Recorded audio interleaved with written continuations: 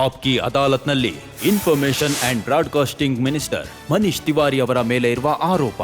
ಇವರು ಪರಿಹಾರದ ಹೆಸರಿನಲ್ಲಿ ರಾಜಕೀಯ ಮಾಡಿದ್ರು. ಮನೀಶ್ ಜಿ, ಇತ್ತೀಚೆಗೆ ಉತ್ತರಾಖಂಡದಲ್ಲಿ ಭಯಂಕರ ಪ್ರವಾಹ ಬಂತು. ಕೆಲವರ ಅಂದಾಜಿನ ಪ್ರಕಾರ 10,000 12,000 ಜನರು ಸತ್ತಿರ್ಬೋದು ಅಂತ ಹೇಳ್ತಾರೆ. ಮತ್ತೆ ಸಾಮಾನ್ಯವಾಗಿ ಜನ ಇಷ್ಟಪಡ್ತಾರೆ ಇಂಥ ದುರಂತದ ಮೇಲೆ ರಾಜಕೀಯ ಆಗಬಾರ್ದು ಅಂತ. ಆದರೆ 22ರ ಜೂನ್ನ ನಿಮ್ಮ ಹೇಳಿಕೆ ನಾನು ನೋಡಿದೆ. ಉರ್ದು ಪತ್ರಿಕೆಗಳ ಸಂಪಾದಕರ ಜೊತೆ ನೀವು ಮಾತನಾಡಿದ್ರಿ. ನೀವು ನರೇಂದ್ರ ಮೋದಿಯವ್ರ ಬಗ್ಗೆ ಏನ್ ಹೇಳಿದ್ರಿ ಅಂದ್ರೆ, ಇವರು ಡಿಸಾಸ್ಟರ್ ಟೂರಿಸಂಗೆ ಹೋಗಿದ್ರು ಅಂತ. ಮತ್ತೆ ನೀವ್ ಹೇಳಿದ್ರಿ ತಮ್ಮಂತಾವು ಅವರು ರ್ಯಾಂಬೋ ಅನ್ಕೋತಾರೆ ಅಂತ, ಈ ಥರದ ಅಗ್ಗದ ಜನಪ್ರಿಯತೆಯಿಂದ ದೂರ ಇರಬೇಕು ಅಂತ. ಯಾರು ಸಹಾಯ ಮಾಡೋದಿಕ್ ಹೋಗಿದ್ರೋ ಅವ್ರ ಮೇಲೆ ಇಂಥ ವ್ಯಂಗ್ಯಾನ? ನೋಡಿ ರಜತ್ಜಿ, ಒಂದ್ ವೇಳೆ ಇದನ್ನ ನೀವು ಒಂದು ದೃಷ್ಟಿಕೋನದಿಂದ ನೋಡಿದ್ರೆ 16 ಜೂನ್ಗೆ ಈ ಪ್ರಕೃತಿ ವಿಕೋಪ ಉತ್ತರಾಖಂಡದ ಜನರ ಮೇಲೆ ಇದರ ಪ್ರಕೋಪ ಬೀಳಿತು. ಯಾವ ದಿನದ ಬಗ್ಗೆ ನೀವು ಮಾತಾಡ್ತಾ ಇದ್ದೀರೋ ಅದು ಒಂದು ಸಂಡೇ, ಭಾನುವಾರ ಆಗಿತ್ತು. ಮತ್ ಅದೇ ದಿನ ಬೆಳಿಗ್ಗೆ ಒಂದು ಪತ್ರಿಕೆಯಲ್ಲಿ ಸುದ್ದಿ ಬಂತು. ಏನಂದ್ರೆ, ಒಂದು ರಾಜ್ಯದ ಮುಖ್ಯಮಂತ್ರಿ ತಮ್ಮ ರಾಜ್ಯದ 15,000 ಜನರನ್ನ 48 ಗಂಟೆಗಳಲ್ಲಿ ಕಾಪಾಡ್ ಕರ್ಕೊಂಬಂದ್ರು ಅಂತ.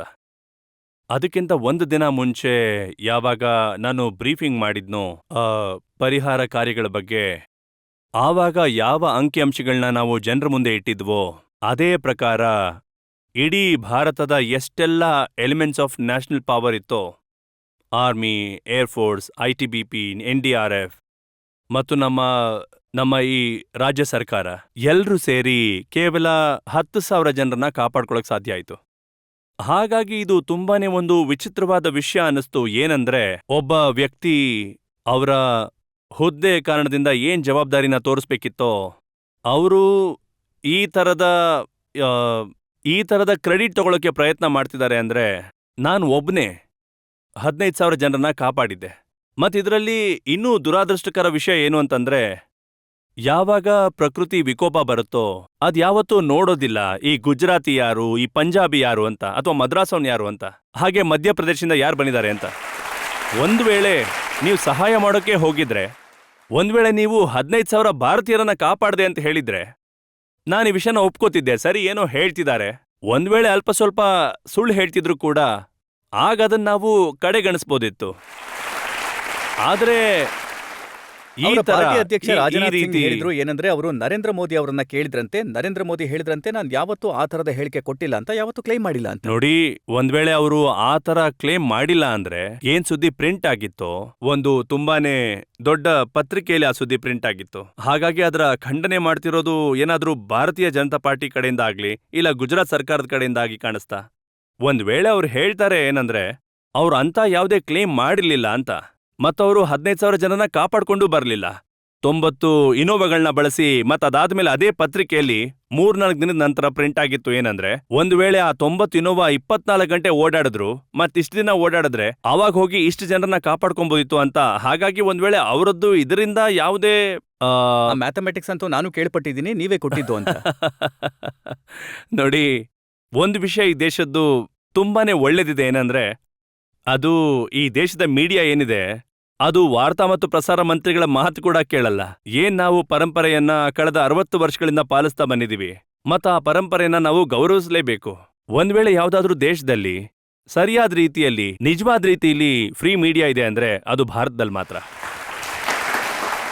ನೀವ್ ಹೇಳಿದ್ರಿ ಏನಂದ್ರೆ ಬಿಜೆಪಿ ನಾಯಕರು ಅಗ್ಗದ ಜನಪ್ರಿಯತೆಗೋಸ್ಕರ ಕೆಲಸ ಮಾಡ್ತಿದ್ರು ಅಂತ. ನೋಡಿ, ಒಂದು ಫೋಟೋ ಇದೆ ನನ್ನ ಹತ್ರ. ಆ ಘಟನೆ ಆದ ನಂತರ ಪರಿಹಾರದ ಪ್ಯಾಕೆಟ್ಗಳನ್ನ ಏನ್ ಕಳಿಸ್ಕೊಟ್ಟಿದ್ರೋ ಅದ್ರ ಮೇಲೆ ರಾಹುಲ್ ಗಾಂಧಿ ಮತ್ತೆ ಸೋನಿಯಾ ಗಾಂಧಿ ಅವರ ಫೋಟೋಗಳಿವೆ. ಇದು ರಾಜಕೀಯ ಅಲ್ವಾ?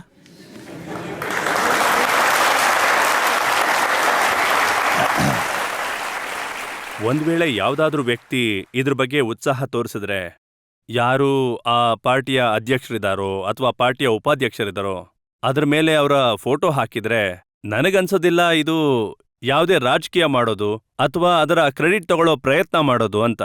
ಇದು ಪ್ರತಿಯೊಂದು ಪಾರ್ಟಿಯಲ್ಲೂ ನರೇಂದ್ರ ಮೋದಿ ಅವರ ಹೆಸರಲ್ಲಿ ಯಾರಾದ್ರೂ ಏನಾದ್ರೂ ಮಾಡಿದ್ರೆ ಅದು ಕ್ರೆಡಿಟ್ ತಗೊಳ್ಳೋ ಪ್ರಯತ್ನ. ಸೋನಿಯಾ ಗಾಂಧಿ ಮತ್ತೆ ರಾಹುಲ್ ಗಾಂಧಿ ಅವರ ಹೆಸರಲ್ಲಿ ಯಾರಾದ್ರೂ ಮಾಡಿದ್ರೆ ಅದು ಕ್ರೆಡಿಟ್ ತಗೊಳ್ಳೋ ಪ್ರಯತ್ನ ಆಗಲ್ವಾ? ರಜತ್ಜಿ, ಇದನ್ನ ಗುಜರಾತ್ನ ಮುಖ್ಯಮಂತ್ರಿ ಹೆಸರಲ್ಲಿ ಯಾರೂ ಮಾಡಿರ್ಲಿಲ್ಲ. ಇದನ್ನ ಖುದ್ದಾಗಿ ಅವರೇ ಮಾಡಿದ್ರು. ಒಂದ್ ವೇಳೆ ಆ ಸಮಯದಲ್ಲಿ ಒಂದ್ ವೇಳೆ ನೀವು ಪಬ್ಲಿಕ್ ರಿಲೇಷನ್ ಏಜೆನ್ಸಿನ ಹೈರ್ ಮಾಡಿದ್ರೆ ಮತ್ತ ಪಬ್ಲಿಕ್ ರಿಲೇಷನ್ಸ್ ಏಜೆನ್ಸಿ ನಿಮ್ಮ ಬಿಹಾಫ್ ಆಗಿ ಏನಾದ್ರೂ ಮಾಡಿದ್ರೆ ಆಗ ಜವಾಬ್ದಾರಿ ನಿಮ್ದೇ ಆಗತ್ತೆ ಅಲ್ವಾ? ಎಲ್ಲಿಯವರೆಗೆ ಇದರ ಪ್ರಶ್ನೆ ಇದೆಯೋ ನಾನು ನಿಮ್ಮ ಮಾತನ್ನ ಪೂರ್ತಿಯಾಗಿ ಒಪ್ಕೋತೀನಿ. ಏನಂದ್ರೆ ಯಾವಾಗ ನಮ್ಮ ಕಾರ್ಯಕರ್ತರು, ಅದರಲ್ಲೂ ವಿಶೇಷವಾಗಿ ಯಾರು ತಳಮಟ್ಟದ ಕಾರ್ಯಕರ್ತರಿದಾರೋ, ಪರಿಹಾರದ ಸಾಮಗ್ರಿಗಳನ್ನ ಮೊಬೈಲೈಸ್ ಮಾಡ್ತಾರೋ, ಅದನ್ನ ಕಳಿಸ್ತಾರೋ, ಆಗ ಖಂಡಿತ ಒಂದ್ ವೇಳೆ ಅವ್ರ ಮನ್ಸಿನಲ್ಲಿ ಒಂದು ಗೌರವದ ಭಾವನೆಯಿಂದ, ಒಂದು ಆಧಾರದ ಭಾವನೆಯಿಂದ ತಮ್ಮ ಅಧ್ಯಕ್ಷರ ಫೋಟೋ ಅಥವಾ ತಮ್ಮ ಉಪಾಧ್ಯಕ್ಷರ ಫೋಟೋನ ಖಂಡಿತ ಹಾಕ್ಬಿಡ್ತಾರೆ. ಮತ್ತಿದ್ರಲ್ಲಿ ಅಂತ ಯಾವುದೇ ರಾಜಕೀಯ ಅಥವಾ ಯಾವುದೇ ಅಗ್ಗದ ಜನಪ್ರಿಯತೆ ಅಡಗಿಲ್ಲ. ಇದು ಅವರ ಭಾವನೆ ಆಗಿದೆ ಅಷ್ಟೇ. ಸರಿ, ನಾನು ನಿಮ್ಮ ಮಾತನ್ನು ಒಪ್ಕೊಳ್ತೀನಿ. ಜುಲೈ 1ರ ನಿಮ್ಮ ಹೇಳಿಕೆ ಇದು. ನೀವ್ ಹೇಳಿದ್ರಿ ಏನು ಸಂಸತ್ತಿನ ಎರಡೂ ಸದನಗಳ ವಿಪಕ್ಷದ ನಾಯಕರುಗಳು ವಿಕೋಪ ಪೀಡಿತ ಪ್ರದೇಶಗಳಲ್ಲಿ ಕಾಣಿಸ್ಕೊಂಡ್ರಾ ಅಂತ. ಇದು ಹೆಡ್ಡು ನಂದೆ ಬುಷು ನಂದೆ ಅನ್ನೋ ಹಾಗಾಯ್ತು. ನರೇಂದ್ರ ಮೋದಿ ಹೋದ್ರೆ ಆಕ್ಷೇಪ ಮಾಡ್ತೀರಾ, ಸುಷ್ಮಾ ಸ್ವರಾಜ್, ಅರುಣ್ ಜೇಟ್ಲಿ ಹೋಗ್ದಿದ್ರು ಕೂಡ ನೀವು ಆಕ್ಷೇಪ ಮಾಡ್ತೀರಾ. ನಮಗೆ ಗುಜರಾತಿನ ಮುಖ್ಯಮಂತ್ರಿ ಉತ್ತರಾಖಂಡಕ್ಕೆ ಹೋಗಿದ್ರ ಬಗ್ಗೆ ಆಕ್ಷೇಪ ಇರಲಿಲ್ಲ. ಯಾವ ರೀತಿಯಾಗಿ ಅವರು ಕ್ಲೇಮ್ ಮಾಡಿದ್ರೋ ಅದ್ರ ಮೇಲೆ ಆಕ್ಷೇಪ ಇಲ್ಲ. ಇತ್ತು. ಸಾಕಷ್ಟು ಜನರ ಹೇಳಿಕೆ ನನ್ನ ಹತ್ರ ಇದೆ. ಕಾಂಗ್ರೆಸ್ ಅದು ಸರಿನೇ. ಯಾರಿಗೆ ಆಕ್ಷೇಪ ಇತ್ತು ಅವರು ನೋಡಿ, ಎಲ್ಲಿಯವರೆಗೆ ಹೇಳೋದಾದ್ರೆ ಆ ಬಾಕಿ ಹೇಳಿಕೆಗಳ ವಿಷಯ ಏನಿದೆ, ನೀವು ಆ ವ್ಯಕ್ತಿಗಳನ್ನ ಇದ್ರ ಬಗ್ಗೆ ಸ್ಪಷ್ಟೀಕರಣ ಅಥವಾ ಅದಾಲತ್ ಕರೆಸಿ ಕೇಳಬಹುದು ಅನ್ಸತ್ತೆ. ನನ್ನ ಪ್ರಶ್ನೆ ಏನಪ್ಪಾ ಅಂದ್ರೆ, ನಮ್ಮ ಉಳಿದಂತ ಮುಖ್ಯಮಂತ್ರಿಗಳು ಕೂಡ ಹೋಗಿದ್ರು. ಆಫ್ಟರ್ ಆಲ್ ಮಹಾರಾಷ್ಟ್ರದ ಮುಖ್ಯಮಂತ್ರಿ ಹೋಗಿದ್ರು, ಮಧ್ಯಪ್ರದೇಶದ ಮುಖ್ಯಮಂತ್ರಿ ಕೂಡ ಹೋಗಿದ್ರು, ನಿಮ್ಮ ಬಾಕಿ ರಾಜ್ಯಗಳ ಮುಖ್ಯಮಂತ್ರಿಗಳು ಕೂಡ ಹೋಗಿದ್ರು. ನಾವು ಬೇರೆ ಯಾರು ಹೋಗಿದ್ರ ಮೇಲೆ ಯಾವುದೇ ತಕರಾರು ಮಾಡ್ಲಿಲ್ಲ, ಯಾವುದೇ ಆಕ್ಷೇಪ ಮಾಡ್ಲಿಲ್ಲ. ಆದ್ರೆ ಒಂದು ವೇಳೆ ಯಾವ್ದಾದ್ರೂ ವ್ಯಕ್ತಿ ಏನಾದ್ರೂ ತಪ್ಪಾಗಿ ಕ್ಲೇಮ್ ಮಾಡಿದ್ರೆ ನಾವು ಅದನ್ನ ಖಂಡಿತವಾಗಿ ನೀವು ಸುಷ್ಮಾಜಿ ಮತ್ತೆ ಅರುಣ್ಜಿ ಬಗ್ಗೆ ಹೇಳೋದಾದ್ರೆ, ಖಂಡಿತವಾಗಿ ಯಾವಾಗ ಇಂಥದ್ದೇನಾದ್ರೂ ಪ್ರಕೃತಿ ವಿಕೋಪ ಆಗತ್ತೋ ಅಲ್ಲಿಗೆ ಒಂದ್ ವೇಳೆ ವಿಪಕ್ಷದ ನಾಯಕರು ಹೋದ್ರೆ, ಅವರಿಗೆ ಸಾಂತ್ವನ ಹೇಳೋದಕ್ಕೆ ಅಂತ ಹೋದ್ರೆ ಅದೊಂದು ಒಳ್ಳೆ ವಿಷಯನೇ ಅಲ್ವಾ? ಇದು ತುಂಬಾ ಒಳ್ಳೆ ವಿಷಯ. ಆದ್ರೆ ಸಂಪ್ರದಾಯ ಬಗ್ಗೆ ಹೇಳೋದಾದ್ರೆ, ಶ್ರೀಮತಿ ಸೋನಿಯಾ ಗಾಂಧಿ ಅವರು ಯಾವಾಗ ವಿಪಕ್ಷದ ನಾಯಕಿಯಾಗಿದ್ರೋ, ಅದು ಭೂಕಂಪನೇ ಆಗಿರ್ಲಿ ಅಥವಾ ಬೇರೆಲ್ಲೋ ಏನಾದ್ರೂ ಈ ಭಯೋತ್ಪಾದಕರ ದಾಳಿ ಆಗಿರ್ಲಿ ಅಥವಾ ಪ್ರಕೃತಿ ವಿಕೋಪ ಆಗಿರ್ಲಿ, ಎಲ್ಲಾ ಕಡೆ ಅವ್ರು ಹೋಗ್ತಿದ್ರು. ಅದರಿಂದ ಖಂಡಿತ ಯಾವ ಜನರಿಗೆ ತೊಂದರೆ ಆಗಿದೆಯೋ, ಯಾರಿಗೆಲ್ಲ ನಷ್ಟ ಆಗಿದೆಯೋ ಅವ್ರ ಕಣ್ಣೀರು ಒರೆಸೋದ್ರಲ್ಲಿ ಮತ್ತವ್ರಿಗೆ ಒಂದು ಸಹಾನುಭೂತಿ ಕೊಡೋದ್ರಲ್ಲಿ, ಒಂದ್ ವೇಳೆ ಎಲ್ಲಾದ್ರೂ ಸರ್ಕಾರದ ಕಡೆಯಿಂದ ಏನಾದ್ರೂ ಕೊರತೆ ಇದ್ರೆ ಪರಿಹಾರ ತಲುಪಿಸೋದ್ರಲ್ಲಿ, ಅದನ್ನ ಸರಿಪಡಿಸೋದ್ರಲ್ಲಿ ಒಂದು ವಿಪಕ್ಷದ ನಾಯಕ ಅವರು ಹೋಗ್ಬೇಕಿತ್ತು ಅಂತ. ಆದ್ರೆ ಅವರನ್ನ ತಡೆದವ್ರು ಯಾರು? ಭಾರತ ಸರ್ಕಾರದ ಹೋಮ್ ಮಿನಿಸ್ಟರ್, ಗೃಹ ಮಂತ್ರಿ ಶಿಂದೆ ಸಾಬ್ ಅವರ ಹೇಳಿಕೆ ನನ್ನ ಹತ್ರ ಇದೆ. ಅವ್ರು ಏನ್ ಹೇಳಿದ್ರು ಅಂದ್ರೆ, ವಿಐಪಿ ವ್ಯಕ್ತಿಗಳು ಲ್ಯಾಂಡ್ ಆಗೋದ್ರಿಂದ ಎಲ್ಲಾ ಪೊಲೀಸರು ವಿಐಪಿ ಬಂದೋಬಸ್ತ್ನಲ್ಲೇ ಇರಬೇಕಾಗತ್ತೆ. ಹಾಗಾಗಿ ನಾನು ವಿನಂತಿ ಮಾಡಿದ್ದೆ. ನಾನು ಖುದ್ದಾಗಿ ಹೋಗೋಕಾಗ್ಲಿಲ್ಲ. ಮತ್ತೆ ನಾನು ಬೇಡ ಅಂತ ಹೇಳಿದ್ದೆ ಏನಂದ್ರೆ, ಯಾರೂ ಕೂಡ ಹೋಗ್ಬೇಡಿ ಅಂತ. ರಜತ್ಜಿ, ಇದಂತೂ ಅದೇ. ಅವರು ಹೋಗಕ್ ಬಿಡಲ್ಲ. ಮತ್ತೆ ನೀವ್ ಹೇಳ್ತೀರಾ ಹೋಗ್ಲಿಲ್ಲ ಅಂದ್ರೆ ಬೈತೀವಿ ಅಂತ. ರಜತ್ ಅವ್ರೆ, ಇದಂತೂ ಹೆಡ್ಡು ನಂದೆ ಬುಷು ನಂದೆ ಅನ್ನೋ ತರ ಆಯ್ತು. ಹೌದು ನೋಡಿ, ನಮ್ಮ ಗೃಹ ಮಂತ್ರಿಗಳ ಡಿಸಿಪ್ಲಿನ್ ಏನಿದೆಯೋ ಅದು ವಿಪಕ್ಷದ ನಾಯಕರ ಮೇಲೂ ಅನ್ವಯ ಆಗತ್ತೆ. ಆದ್ರೆ ಗುಜರಾತಿನ ಮುಖ್ಯಮಂತ್ರಿ ಯಾರು ಅವರ ಚುನಾವಣಾ ಸಮಿತಿಯ ಅಧ್ಯಕ್ಷರಾಗಿದ್ದಾರೋ ಅಥವಾ ಭಾರತೀಯ ಜನತಾ ಪಾರ್ಟಿ ಅಧ್ಯಕ್ಷರ ಮೇಲೆ ಅನ್ವಯ ಆಗಲ್ಲ. ಅನ್ವಯ ಆಗೋದಿಲ್ಲ. ಅದಕ್ಕೆ ನಾನು ಆಗ್ಲೇ ಹೇಳಿದ್ದು ಹೆಡ್ಡು ನಂದೆ ಬುಷು ನಂದೆ ಅಂತ. ಯಾರು ಹೋಗೋರಿದ್ರೋ ಅವ್ರು ಹೋದ್ರು, ಯಾರಿಗ್ ಬೇಡವಾಗಿತ್ತೋ ಅವರು ಗೃಹ ಮಂತ್ರಿ ಕಾರಣನ ಹೇಳಿದ್ರು. ಮತ್ತೆ ನೀವು ಯಾರು ಹೋದ್ರೋ ಅವರಿಗೂ ಬೈದ್ರಿ, ಮತ್ತೆ ಯಾರು ಹೋಗ್ಲಿಲ್ವೋ ಅವರನ್ನು ಕ್ರಿಟಿಸೈಸ್ ಮಾಡಿದ್ರಿ.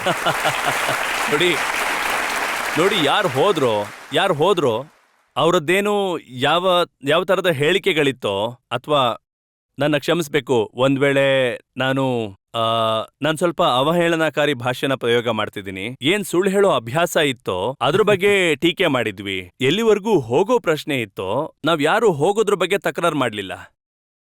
ನೀವು ಕ್ಯಾಬಿನೆಟ್ ಮೀಟಿಂಗ್ನ ನಂತರ ಬ್ರೀಫ್ ಮಾಡಿದ್ರಿ, ಪತ್ರಕರ್ತರಿಗೆ ಹೇಳಿದ್ರಿ ಏನಂದ್ರೆ, ಯಾವಾಗ ಜನರನ್ನ ಕಾಪಾಡಿ ಕರ್ಕೊಂಡು ಬರೋ ಕೆಲಸ ಪೂರ್ತಿ ಆಗುತ್ತೋ ಆಗ ಸಮೀಕ್ಷೆ ಮಾಡ್ಲಾಗತ್ತೆ, ಎಲ್ಲಿ ಕೊರತೆ ಇತ್ತು, ಎಲ್ಲಿ ತಪ್ಪಿತ್ತು, ಯಾವುದರ ಕಾರಣದಿಂದ ಇದಾಯ್ತು ಅಂತ. ಸಾಕಷ್ಟು ದಿನಗಳಾಯ್ತು, ಆದ್ರೆ ಏನೂ ಗೊತ್ತಾಗ್ಲಿಲ್ಲ ಏನಾಯ್ತು ಅಂತ. ನಿಮ್ಮ ಮಾತು ಪೂರ್ತಿಯಾಗಿ ಸರಿ ಇದೆ. ನನ್ನ ಪ್ರಕಾರ ನೀವು 19 ಅಥವಾ 20 ಜೂನ್ ವಿಷಯನ ಮಾತಾಡ್ತಾ ಇದ್ದೀರಾ. ಯಾವಾಗ ಈ ಪ್ರಶ್ನೆಗಳು ಹೇಳೋಕ್ ಶುರುವಾಗಿತ್ತೋ ಆಗ ಈ ಪ್ರಕೃತಿ ವಿಕೋಪ ಯಾಕಾಯ್ತು ಅಂತ, ಏನು ಈ ನ್ಯಾಷನಲ್ ಡಿಸಾಸ್ಟರ್ ಮ್ಯಾನೇಜ್ಮೆಂಟ್ ಅಥಾರಿಟಿ ಇದೆಯೋ ಅದ್ರ ಸದಸ್ಯರು ಈಗ್ಲೂ ಡೆಹ್ರಾಡೂನ್ನಲ್ಲಿ ಡಿಪ್ಲಾಯ್ ಆಗಿದ್ದಾರೆ. ಅವ್ರು ಒಂದ್ಸಲ ವಾಪಸ್ ಬರ್ಲಿ, ಆಗ ಸರ್ಕಾರ. ಯಾವ ಅಥಾರಿಟಿ ಬಗ್ಗೆ ಮಾತಾಡ್ತಾ ಇದ್ದೀರಾ ಮನೀಶ್ ಜಿ? ನೀವು ಯಾವ್ದ್ರ ಬಗ್ಗೆ ಮಾತಾಡಿದ್ರು ಅದು ನ್ಯಾಷನಲ್ ಡಿಸಾಸ್ಟರ್ ಮ್ಯಾನೇಜ್ಮೆಂಟ್ ಅಥಾರಿಟಿ ಆಗಿದೆ. 151 ಕೋಟಿ ರೂಪಾಯಿಗಳ ವಾರ್ಷಿಕ ಬಜೆಟ್ ಇದೆ. ಅಕ್ಟೋಬರ್ 2007ರಲ್ಲಿ ಇದನ್ನ ಮಾಡ್ಲಾಯ್ತು. ಮತ್ತೆ 23 ಏಪ್ರಿಲ್ 2013ರವರೆಗೆ ಒಂದು ಸಲಾನೂ ಮೀಟಿಂಗ್ ಕೂಡ ಆಗಿಲ್ಲ. ನೋಡಿ, ಎಲ್ಲಿವರೆಗೆ ಡಿಸಾಸ್ಟರ್ ಮ್ಯಾನೇಜ್ಮೆಂಟ್ ಮಾಡ್ತಾರೆ. ನೋಡಿ, ಎಲ್ಲಿಯವರೆಗೆ ನ್ಯಾಷನಲ್ ಡಿಸಾಸ್ಟರ್ ಮ್ಯಾನೇಜ್ಮೆಂಟ್ ಅಥಾರಿಟಿಯ ವಿಷಯ ಇದೆಯೋ, ಯಾರದರ ಫುಲ್ ಟೈಮ್ ಮೆಂಬರ್ಸ್ ಇದಾರೋ ಅದರ ಫುಲ್ ಟೈಮ್ ಮೆಂಬರ್ಸ್ ತಮ್ಮ ಕರ್ತವ್ಯ ಏನಿದೆಯೋ ಅದನ್ನ ನಿಭಾಯಿಸ್ತಾರೆ. ಆಫ್ಟರ್ ಆಲ್ ಏನು ನ್ಯಾಷನಲ್ ಡಿಸಾಸ್ಟರ್ ರಿಲೀಫ್ ಫೋರ್ಸ್ ಇದೆಯೋ ಅದನ್ನ ಕ್ರಿಯೇಟ್ ಮಾಡಲಾಯ್ತು. ಅದು NDMA ಪ್ರಕಾರ ಅದ್ರ ಪ್ರಕಾರ ಅವ್ರ ಕೆಳಗೆ ಕೆಲಸ ಮಾಡುತ್ತೆ. ಆ ತರದ್ದೇನಿಲ್ಲ. ಏನಂದ್ರೆ ನೀವ್ ಹೇಳಿದ್ರಿ force NDMA ಪೂರ್ತಿಯಾಗಿ ಉಪಯೋಗಕ್ಕಿಲ್ದಿರೋ ಹಾಗಿದೆ, ಅಥವಾ NDMA ಪೂರ್ತಿಯಾಗಿ ಕೆಲಸ ಮಾಡಿಲ್ಲ. ಒಂದ್ ವೇಳೆ ನೀವು ಈ ಪ್ರಕೃತಿ ಇಲ್ಲ ವಿಕೋಪದ ಇಲ್ಲ ಇಲ್ಲ ನೋಡಿ, ಒಂದ್ ವೇಳೆ ನೀವು ಫ್ಯಾಕ್ಟ್ಸ್ ಮೇಲೆ ಹೋದ್ರೆ ಅನ್ಸುತ್ತೆ ಏನು ಮಾಡಿಲ್ಲ ಅಂತ. 30 ರಾಜ್ಯಗಳಲ್ಲಿ ಕೇವಲ 7 ರಾಜ್ಯಗಳಲ್ಲಿ ಅವರು ಡಿಸಾಸ್ಟರ್ ಮ್ಯಾನೇಜ್ಮೆಂಟ್ಗೋಸ್ಕರ ಯಾವ್ದಾದ್ರು ಕಮಿಟಿ ಮಾಡಿರೋದು. ಇಲ್ಲ, ಆದ್ರೆ ಇದರಲ್ಲಿ ಆ ರಾಜ್ಯ ಸರ್ಕಾರಗಳ ತಪ್ಪಿದೆ. ಬಿಕಾಸ್ ನೋಡಿ, ಒಂದು ಒಕ್ಕೂಟ ಆದ್ರೆ ಇವರ ಕೆಲಸ ವ್ಯವಸ್ಥೆಯಲ್ಲಿ ಅವರನ್ನ ಕೇಳೋದೇ ಆಗಿರುತ್ತೆ ಅಲ್ವಾ? ಈ ವ್ಯಕ್ತಿಗಳು ಪರಸ್ಪರ ಭೇಟಿನೇ ಆಗೋದಿಲ್ಲ ಅಂತಂದ್ರೆ. ನೋಡಿ, ಒಂದು ಒಕ್ಕೂಟ ವ್ಯವಸ್ಥೆಯಲ್ಲಿ ನೀವು ಪ್ರಕೃತಿ ವಿಕೋಪದಿಂದ ಹೊರಬರೋ ಕೆಲಸ ಏನಿದೆಯಲ್ಲ, ಆ ಕೆಲಸದ ಬಗ್ಗೆ ಮಾತಾಡೋದು ಅಂತಾದ್ರೆ ಅದು ನಿಮ್ಮ ಕಾನ್ಸ್ಟಿಟ್ಯೂಷನ್, ಸಂವಿಧಾನದ ಪ್ರಕಾರ ರಾಜ್ಯ ಸರ್ಕಾರದ್ದೇ ಆಗಿರುತ್ತೆ. ಅದ್ರ ಜೊತೆ ಕೋಆರ್ಡಿನೇಟ್ ಮಾಡ್ಕೊಳ್ಳೋದಕ್ಕೆ ನ್ಯಾಷನಲ್ ಡಿಸಾಸ್ಟರ್ ಮ್ಯಾನೇಜ್ಮೆಂಟ್ ಅಥಾರಿಟಿನ ಮಾಡಲಾಗಿದೆ.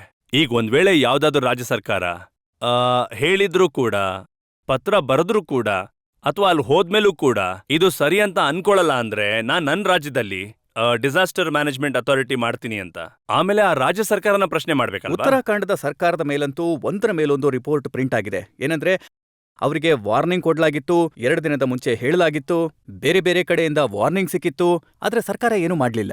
ನೋಡಿ, ನೀವು ಏನ್ ವಿಷಯ ಹೇಳ್ತಿದ್ದೀರೋ ಇದಕ್ಕೆ ಉತ್ತರಾಖಂಡದ ಮುಖ್ಯಮಂತ್ರಿ ಕೊಟ್ಟಿದ್ದಾರೆ. ಏನಂದ್ರೆ, ಹೌದು, ನಮ್ ಹತ್ರ ಈ ಮಾಹಿತಿ ಇತ್ತು, ಹವಾಮಾನ ಸರಿ ಇರಲ್ಲ ಅಂತ. ಆದ್ರೆ ರಜತ್ಜಿ, ಯಾವತ್ತಾದ್ರೂ ಯಾವುದೇ ವ್ಯಕ್ತಿ, ಮತ್ತು ವಿಶೇಷವಾಗಿ ಬೆಟ್ಟಗಳಲ್ಲಿ ಯಾವಾಗ ಸಾಮಾನ್ಯವಾಗಿ ಹವಾಮಾನ ಬದಲಾಗ್ತಾನೆ ಇರುತ್ತೆ, ಮೋಡ್ಗಳು ಬರ್ತವೆ, ಮಳೆ ಬರುತ್ತೆ, ಆಮೇಲೆ ಹವಾಮಾನ ಸರಿ ಆಗುತ್ತೆ. ಯಾವತ್ತೂ ಯಾವುದೇ ವ್ಯಕ್ತಿ ಇದನ್ನ ನಿರೀಕ್ಷೆ ಮಾಡಲ್ಲ, ಕ್ಲೌಡ್ ಬಸ್ಟ್ ಆಗ್ಬಿಡತ್ತೆ, ಇಷ್ಟೊಂದು ದೊಡ್ಡ ಪ್ರಕೃತಿ ವಿಕೋಪ ಆಗತ್ತೆ ಅಂತ. ಈಗ ಅದರಲ್ಲಿ ರಾಜ್ಯ ಸರ್ಕಾರದ ಕಡೆಯಿಂದ ಒಂದ್ ವೇಳೆ ಏನಾದ್ರೂ ಕೊರತೆಗಳಿದಾವೆ ಅಂದ್ರೆ, ಅಥವಾ ಅಲ್ಲಿರುವಂತಹ ಜಿಲ್ಲಾಡಳಿತ ಏನಿದೆ ಅವರು ಸರಿಯಾದ ಸಮಯಕ್ಕೆ ಕೆಲಸ ಮಾಡಿಲ್ಲ ಅಂತ ಆದ್ರೆ, ಅದೆಲ್ಲದರ ವಿಶ್ಲೇಷಣೆ ಏನಿದೆಯೋ, ಹೇಗ್ ನಾನು ನಿಮ್ಗೆ ಹೇಳಿದ್ನಲ್ಲ, ಕೇಂದ್ರ ಸರ್ಕಾರದ ಕಡೆಯಿಂದ, ರಾಜ್ಯ ಸರ್ಕಾರದ ಕಡೆಯಿಂದ ಜನರಿಗೆ ಖಂಡಿತ ಆಗತ್ತೆ. ಮತ್ತೆ ಅದ್ರ ಏನು ಯಾವಾಗಿದು ಗೊತ್ತಾಗತ್ತೆ ಏನಂದ್ರೆ ತಪ್ಪು ಎಲ್ಲಾಯ್ತು, ಕೊರತೆ ಎಲ್ಲಾಯ್ತು ಅಂತ, ಅಂದ್ರೆ ಮುಂದೆ ಆತರ ಆಗ್ಲಿ ಅಂತ.